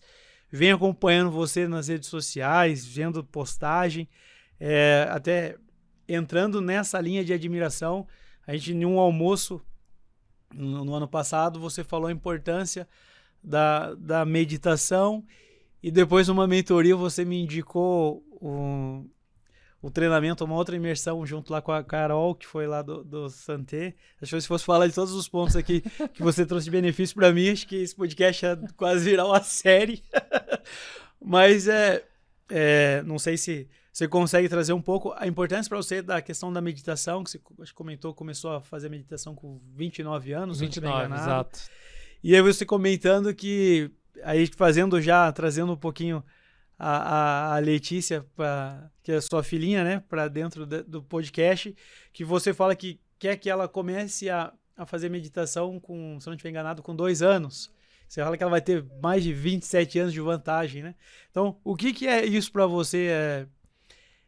Essa sua transparência, assim, de ser, é muito bom realmente te seguir, te ouvir, ver como é que você faz as postagens, a forma que você se coloca, e esse seu relacionamento com a sua filha, né? O tanto que isso vem também fazendo uma construção de um novo Vabo, né? Um Vabo agora com o maior desafio de liderança, né? Sem dúvida. Primeiro, obrigado pelas palavras. Para mim, como professor, é uma grande satisfação poder...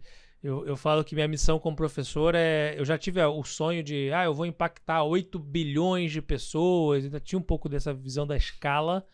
Eu me provoquei a mudar um pouco essa visão. E hoje minha visão é que se alguém, nesse dia de hoje, ouvir alguma coisa que eu falei aqui nessa nossa conversa e aprendeu algo e aplicou aquilo, gerou valor na vida da pessoa, minha missão como líder naquele dia está cumprida. Então, no encontro nosso que nós tivemos na imersão de oratória, ou na imersão de gestão de pessoas, ou na mentoria, ou no contato que a gente tem aqui na Custódio, ou lá na Santé Experience que eu te indiquei da Carol e você gostou, e a Carol também é minha mentora. Mandar um beijo aqui para a Carol Garrafa. Então, se teve uma coisa que você pegou, implementou e gerou valor para você na sua vida pessoal, na sua empresa, na sua vida profissional, naquele dia a minha missão como professor foi cumprida. Amanhã vou acordar cedo de novo e vou buscar mais um impacto em uma pessoa, e assim a gente vai adiante. Então, sem dúvida, desses últimos 8 anos, meu maior aprendizado, um dos meus maiores aprendizados, talvez não sei se é o maior, mas um dos maiores, é entender esse ponto da saúde física, saúde mental, e a principal ferramenta de gestão da nossa saúde mental, da nossa saúde emocional, é a meditação, que infelizmente no Ocidente ela é muito mal interpretada, ainda acredita-se, tem muita vinculação religiosa, muita coisa mística, desconhecida a respeito da meditação. Tem diminuído esse fator, cada vez mais a própria neurociência mostra os impactos positivos desta ferramenta para o dia a dia. Então, para mim é muito simples. Ari, você, por exemplo, toma banho todo dia? Sim. E você escova o dente todo dia? Sim. Então, todo dia você faz sua higiene corporal e sua higiene bucal. E você também faz sua higiene mental todos os dias? Depois do sorteio eu tô fazendo agora. Então vou colocar que tenho mais ou menos uns 40 dias que eu estou começando nesse processo de Pois é, e você que de olhar pra você dentro. tem 30 anos de idade. Quanto você tem? 35? 34. 34. Você tem 34, ou seja... Obrigado pelos 30. Tá aí. Você tem 40 dias Mas só. com 29 começou a meditar agora, então, né? Semana passada. Ou seja, eu perdi a oportunidade de eu tenho 37 agora. Há 37 anos que eu tomo banho e escovo o dente todos os dias. Às vezes 2 banhos, às vezes 2, 3 vezes eu escovo o dente. Mas eu não tive acesso a essa informação da importância que é esta ferramenta para o nosso dia a dia. E é isso que eu digo que, dentro daquilo que a gente tem a oportunidade de transmitir para os nossos filhos, e agora a Letícia, 6 meses, é o meu maior desafio de liderança e é a minha maior professora de People Skills, é a Letícia, já na barriga da mãe e agora, depois de ter nascido, eu pretendo transmitir para ela, e a principal forma de transmissão não vai ser eu dizendo para ela o que ela deve fazer, mas sim ela vendo eu fazer, vendo o valor que isso gerar na minha vida, e ela, criança, espero que ela aprenda, e depois ela pode, estando aí adolescente, jovem, adulta, decidir continuar ou não aquilo que fizer sentido para ela. Mas, tomar banho, se alimentar bem, escovar o dente, dormir corretamente, tendo uma boa rotina de sono e meditar e fazer atividade física. Sim. É algo que, atividade física, meus pais sempre me incentivaram. Comecei a fazer natação desde muito cedo, depois futebol, vôlei, agora beach tennis, né? Tá na moda. Então, eu pretendo transmitir isso para a Letícia, sem dúvida alguma, essa importância dela cuidar da sua saúde emocional. Isso é algo que pouquíssimos de nós tivemos a oportunidade de ter. Educação emocional dentro de casa. É mais um ponto também que não está na escola, né? Então, não está na escola. Sentar e conversar com a criança sobre frustração, sobre decepção, sobre tristeza, sobre raiva, sobre que emoções são essas, que sentimentos são esses que ela está sentindo e como que aquilo faz parte do nosso dia a dia. Pensa bem, quando você lê um livro de 1000 páginas, você pega O Senhor dos Anéis, você lê um livro grande de 1000 páginas, você fala, nossa, duro ler um livro de 1000 páginas, é difícil, você tem que ter muita disciplina. Você terminou de ler, você fala, puxa, venci esse desafio.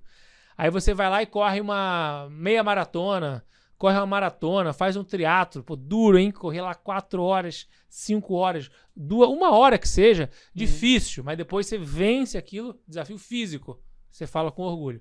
Aí você vive um desafio emocional na sua vida. Tem uma depressão, passa por um divórcio, tem um desafio qualquer que envolve a emoção. Você não conta, você passa, supera, mas você não conta para as pessoas com o mesmo orgulho de ter superado um desafio intelectual ou um desafio físico. Porque a emoção ela é subestimada, ela é suprimida, ela é algo negativo, muitas vezes interpretado por nós.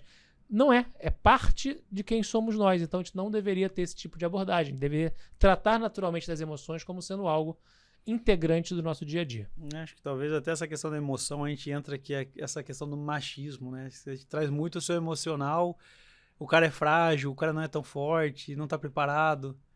Tem muito isso também, dependendo da formação, da família, do histórico, das crenças, dos sabotadores, dos traumas, dos vieses que nós vivemos, vai impregnando esse tipo de comportamento na gente. Eu, particularmente, sempre tive o sonho de ter uma filha mulher, ter uma filha, né? Esse era o meu sonho. Se viesse, obviamente, um filho homem, um menino, ia amar de igual forma, mas Deus me atendeu, veio a Letícia e eu estou super feliz de poder aprender com ela a ser um homem e um professor e um pai e um educador ainda melhor. Assim, e com certeza, aqui a gente estava colocando a questão da arena e da arquibancada, não só do trabalho, mas o que você vem vivendo, com certeza vai ser um grande exemplo para ela. Acho que essa questão da liderança dentro da empresa. Acho que para os filhos também é a mesma coisa. Eu também sou muito feliz, eu tenho uma filha, apesar de ser um pouquinho mais novo que você, eu comecei mais cedo. Então, a minha filha fez 14 anos, né? Então, a Ariane, mandar um Um grande beijo para minha filha e com certeza eu aprendo muito com ela. E eu venho, tudo isso que eu aprendo, que eu estou aprendendo no dia a dia, eu venho tentando passar para ela. Até quando eu saí da imersão, eu trouxe o livro do Bernardinho, falei, filho, eu queria que você lesse esse livro. Ele até deu um conselho para o papai como fazer a sua gestão. Ele falou, apoie sua filha e só peça para ela fazer o melhor no que ela se propôs a fazer. Então é assim que eu venho conversando com ela e realmente é um grande desafio, porque você percebe, igual a sua filha está com 6 meses, mas você vai perceber que é um espelho, começa a fazer gestos, a forma de olhar, é uma responsabilidade grande. Então, assim... E essa definição também de sucesso, outra definição de sucesso, que é fazer o melhor nas condições que você tem, enquanto não tem condições melhores para fazer melhor ainda. A definição é isso, assim, naquilo que você pôde fazer, você se dedicou, colocou o máximo de si. Então, sem dúvida, o resultado é consequência natural. Focar menos no resultado e mais no processo, na jornada. E aproveitar também, já que a gente tá mandando um beijo pra todo mundo, mandar um beijo pra minha esposa, Caroline, que ela, sem dúvida, é outra grande professora pra mim. Ela tem uma questão inata no livro, o capítulo 2 do livro. Sabe que esse livro de oratória, ele é o único livro de oratória no mundo que tem um capítulo de escutatória. E vem antes do capítulo de oratória. Então tem a introdução, depois vem escutatória. Primeiro a gente tem que aprender a ouvir, para depois a gente querer falar. E aí depois vem os capítulos de oratória. E ela, por exemplo, ela tem isso, uma característica inata nela. A escutatória, a empatia, a compaixão, a comunicação não violenta. Na Caroline, minha esposa, é demais. Então eu, diariamente, ao me comunicar, ao me relacionar com ela, ao conversar com ela, eu já estou aprendendo. Então ter esse radar ligado, para mim, é muito importante, sempre. Então também vou dar os parabéns para ela, que está fazendo um bom trabalho. Você ouve muito bem e também fala muito bem. Com relação ao livro, você fala desse parágrafo da questão da escutatória, né? Até você cita lá Rubens Alves, né? Eu nunca vi em outro livro, também não é um tema tão falado, a questão da escutatória. Foi um exercício para mim no livro, até você traz a questão do... Quando você foi fazer um processo de meditação, acho que foi na Índia, foi na Índia? Que você falou, eu já estava lá dentro, não vai começar, e já estava no processo de meditação há um tempo. Então, realmente, esse processo de escutatória, depois que eu li o seu livro, eu comecei a perceber que realmente a gente precisa fazer como um exercício, porque não é fácil a gente ouvir com a mentalidade de realmente querer absorver. Então... a sua esposa é uma grande mentora e está me ajudando, indiretamente está me ajudando. O silêncio é uma coisa que incomoda muito. A gente tem, também aqui no Ocidente, temos pouca prática de ficar em silêncio. São poucas pessoas que realmente entendem o poder do silêncio, de ouvir a sua própria voz interior, de usar isso como sendo uma ferramenta de autoconhecimento. Então a escutatória está dentro desse espectro de habilidades que são chave, na minha visão, é a mais importante da liderança. Bom, assim, eu concordo em 100%, sou fãzaço do seu trabalho, do que você traz. Eu acho que esse ponto com relação à questão da escutatória, liderança e essa dificuldade de ouvir, eu sou, vou colocar iniciante, né? Então eu estou sofrendo com isso, mas a cada dia eu melhoro um pouquinho. Dentro lá do Santé, junto com a Carol, tinha um exercício que eu tinha que ficar 10 horas sem falar com ninguém, então foi libertador para mim, até chorei no final. Então, assim, eu queria agradecer a sua participação aqui no nosso podcast. Se você puder só trazer talvez um último tema que eu acabei não te perguntando, dentro dessa construção das etapas, da cultura, da oratória, do poder da liderança, do exemplo do líder, você entende que não só na Stone, na Arpex, ou nessas outras fases que você passou com as empresas, que o ambiente de trabalho, o ambiente físico, o espaço de arquitetura, ele ajuda a reforçar a cultura, essa comunicação mais clara? Você tem algum ponto que você possa trazer sobre isso? E depois a gente... E já encaminhando para o nosso processo de encerramento, tem um presentinho ali para você. Opa, que beleza. Espero que você goste também, né? Se puder falar sobre isso, acho que vai ser bem importante. Estou convencido de que a arquitetura física é um elemento crucial da cultura da empresa. das empresas em geral. Então, se a gente pensar que a cultura é o principal diferencial competitivo das empresas e a arquitetura física é um pilar da cultura, logo, muito importante que as empresas se coloquem nos seus escritórios, nas suas matrizes, nos seus ambientes de trabalho, uma forma de traduzir a cultura. Sim. Desde a questão de estar na parede ali, o que é a missão, visão, valores, propósito, sonho, até, por exemplo, aquelas empresas que têm como valor lá transparência. Sim. Não tem hierarquia, aqui a decisão é rápida. Aí você vai lá no ambiente, você tem 5 portas para chegar, por exemplo, na diretoria. Ou então você tem a situação em que os gerentes sentam em uma mesa de frente para a janela, o estagiário senta de frente para a parede. E, de novo, não tem cultura nem ambiente certo ou errado. Pode ser que nesse ambiente faça sentido e tudo bem. Tem a escolha que você faz. Aqui não pode ter hipocrisia de eu falar uma coisa e o ambiente físico, as minhas palavras, as minhas ações serem diferentes daquilo que eu falei.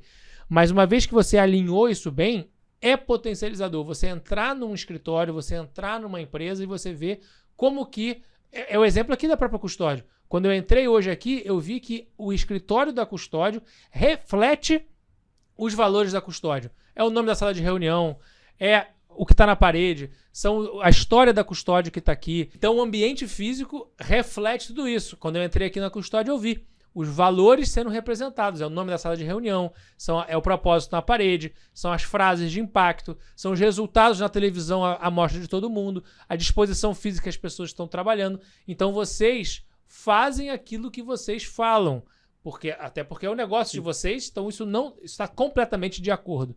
Então eu estou convencido, sem dúvida, que a arquitetura física é um pilar fundamental da cultura, que por sua vez é o principal diferencial competitivo de um negócio.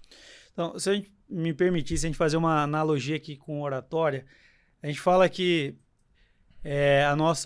a voz ou a expressão corporal, elas precisam estar alinhadas, né? Então, quando a gente fala de cultura da empresa, você fala assim, a cultura da empresa e o espaço físico, a gente poderia fazer essa analogia, que eu posso aqui estar falando que eu estou super feliz, e só que você dá um exemplo de, eu estou feliz de estar aqui, e finge que está dando quase que um gesto de triste, né? Então, exatamente. Será que a gente poderia fazer essa analogia de pegar... Cara, eu estou falando pro meu time. Cara, aqui a gente é transparente, aqui todas as salas são abertas. Eu estou falando pro meu time que aqui a gente valoriza o desenvolvimento. E aí eu estou estudando. Então, ou você entende que faz sentido isso? Sem dúvida. A gente tem que ter congruência, compatibilidade, alinhamento entre o que a gente fala e o que a gente faz. Entre a nossa razão e a nossa emoção. Entre a nossa arquitetura física e a nossa cultura. Entre a nossa linguagem corporal Sim. e as nossas palavras. Precisa estar o tempo inteiro alinhados, congruentes. Senão, vai gerar ruído na comunicação, vai perder credibilidade, vai perder influência. Muito importante ter esse alinhamento, porque isso vai gerar confiança. Bom, mais uma vez, cara, obrigado aí pela participação. Queria trazer aqui os presentes para você. Aí tem um presentinho para sua filha, espero não ter errado. Beleza. Quebrando o protocolo. Olha aí, hein? Eu queria que você pudesse mandar uma mensagem para sua filha quando ela estiver com, vamos colocar aqui, 14 anos, quando você fez o seu primeiro curso de oratória, né? Oi, filha. Tô te mandando essa mensagem aqui, não sei se faz sentido, não sei se alguém já te perguntou isso. Não, a primeira vez, essa é a primeira mensagem que eu vou mandar. Então manda uma mensagem para sua filha que está nos assistindo aqui 14 anos. Vamos lá. Lelê, aqui o papai mandando a mensagem para você. Você está agora com 14 anos, nesse momento você está com 6 meses, então daqui a 13 anos e meio você vai ver essa mensagem. E dizer em primeiro lugar que eu tenho muito orgulho da pessoa que você se tornou. E espero que você seja muito feliz e que você saiba que você pode contar comigo para qualquer coisa que você precisar, para o caminho que você decidir seguir. Eu estarei junto com sua mãe, ao seu lado, te apoiando, te levantando quando eventualmente você cair e celebrando com você as suas vitórias e conquistas. Te amo muito. E aí, Lelê, você tem um presentinho aqui que você vai usar agora, né? No momento atual, com próximos dos 6 meses. E espero que você goste do presente. E daqui 14 anos... Olha aí, hein? O primeiro amor a gente nunca esquece. Líder do Campeonato Brasileiro. Letícia, desde que ela nasceu, ela nunca viu o Botafogo não ser líder. Desde que ela nasceu, é uma grande vitória. Isso aconteceu nos últimos 27 anos, né? Então é melhor a gente aproveitar esse momento agora mesmo. Isso é bem importante, né? Tem mais um. Muitos presentes, ó. Um copo Stanley pra jogar no beach tênis. Tomando aquela caipirinha. Já pra você fazer a corridinha aí no Rio. Corridinha. Uma camisa do Botafogo pra Lelê. Esse aí é um presente aqui do... Olha aí, a arquitetura da performance. Já vou usar. Eu espero que também tenha acertado no tamanho, né? Vai usar um cara... Qual é o tamanho? Tá certíssimo. Certíssimo. Agora, depois da dieta, talvez vai ficar grande, né? Mas, por enquanto, tá certo. E aí, você já vai ter essa lembrança aí da arquitetura de alta performance. E pra gente aqui é um marco muito importante. Apaixonado por oratória. Aí sim, hein? Adorei. Queria aproveitar esse momento, então, para finalizar aqui nossa conversa e dizer que, desde que eu conheci você, Ari, eu vi o quanto que você progrediu, evoluiu, correu atrás. Para mim, você é um excelente exemplo de uma pessoa que não está acomodado, uma pessoa que tem muita vontade, que tem muita garra, que está correndo atrás, que tem paixão pelo que você faz. Você fez a imersão de gestão de pessoas, você fez a imersão de oratória, você fez a imersão com a Carol Garrafa. Nós estivemos juntos no planejamento estratégico da Custódia, a gente está fazendo mentoria, a gente está aqui no podcast. Olha a quantidade, você faz parte do G4, olha a quantidade de busca de aprendizado que você está se colocando. Você é uma pessoa que tem uma história de vida vencedora, porque você construiu um negócio e você não está aceitando parar por aqui. Você está correndo atrás, você está buscando mais conhecimento, você está se conectando com outras pessoas e está sempre disposto a aprender.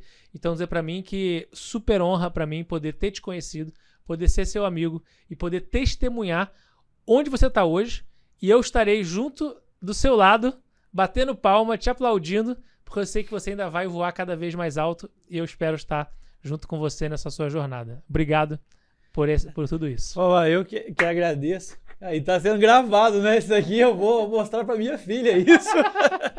Eu sou muito, muito grato. Obrigado pela sua presença aqui. Com certeza aprendi mais uma vez muito. Então, o seu propósito de fazer a mudança na vida de uma pessoa, ou de hoje, você já conseguiu, porque com certeza está sendo muito rico isso para mim. Cara, muito obrigado. Queria agradecer a galera que está nos acompanhando. Se você busca realmente evoluir, se você busca se desenvolver, faz como eu, segue o Vabo, tem curso de oratória, postagem todos os dias, está sempre falando sobre mensagens positivas e também trazendo um pouquinho, né, da sua vida ali no dia a dia, então você está sempre aprendendo. Então, obrigado por estar nos acompanhando aqui. Busque realmente esse desenvolvimento, você só tem a ganhar quando você busca conhecimento. Queria rapidamente fazer um agradecimento, que é agradecer a Custódio, que quem já não conhece o nosso logo aqui é Custódio. Para quem não sabe, Custódio é o nome da minha mãe, foi assim que surgiu o nome da empresa. Então, como a gente falou sobre cultura, falou sobre uma arquitetura de alta performance, se você viu aqui o nosso podcast, viu nessa postagem, marca lá, manda uma mensagem, manda um oi, que a gente vai poder te ajudar a criar um processo de um estudo de viabilidade para a sua empresa, que é esse objetivo da gente conseguir trazer essa congruência, né? Essa é a palavra que eu aprendi com o Vabo aqui hoje, dentro da cultura, que é a mensagem que a sua empresa passa com o ambiente de trabalho. Então, a gente consegue transformar o seu escritório num espaço que reflete o seu DNA, que vai te ajudar a passar essa mensagem, a cultura e também a meta e o foco da sua companhia para o seu time. Agradeço esse período aí que a gente passou junto. Agradeço aqui mais uma vez o Vabo, grande mestre. Se você ainda não comprou, tá aqui, ó, o livro do Vabo. Cara, com certeza é o único livro sobre oratória que também fala sobre escutatória. Aqui você aprende um pouco de tudo, aprende a fazer o seu próprio casamento também. E falar em público é para você, é para mim, é para... Se você está montando um negócio, tem um monte de história que o Vabo trouxe aqui. Cara, Seja feliz todos os dias. E mais uma vez, obrigado, Vavo. Obrigado mesmo. Eu que agradeço. Obrigadão.